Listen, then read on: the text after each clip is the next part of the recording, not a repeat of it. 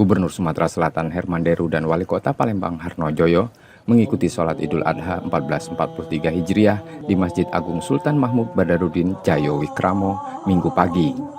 Ribuan jemaah yang hadir sejak pagi memadati masjid, mengumandangkan takbir, tahlil dan tahmid memuji kebesaran Allah.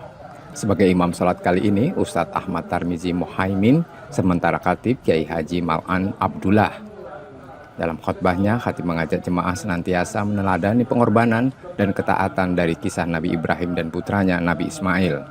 Gubernur Sumatera Selatan bersyukur masyarakat dapat menggelar sholat Idul Adha dalam suasana seperti sebelum pandemi. Ia juga melihat terjadi peningkatan minat masyarakat untuk berkurban. Dan kita bersyukur di Idul Adha ini kita bisa melaksanakan sholat Id sebagaimana layaknya sebelum COVID.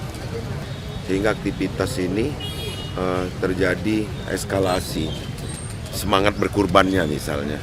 Ini kan ada peningkatan, tahun kemarin 10 di masjid ini. Sekarang 14, kemarin saya keliling juga terjadi peningkatan yang signifikan. Artinya itu bisa timbul karena semangat bersyukur juga. Tahun ini, Masjid Agung Palembang melakukan penyembelihan 14 ekor sapi dan beberapa ekor kambing. Hewan kurban tersebut berasal dari sumbangan sejumlah pejabat dan instansi serta tokoh masyarakat. Daging kurban selanjutnya akan dibagikan pada masyarakat sekitar melalui Ketua RT. Emriski Nurmizan, Kompas TV Palembang, Sumatera Selatan.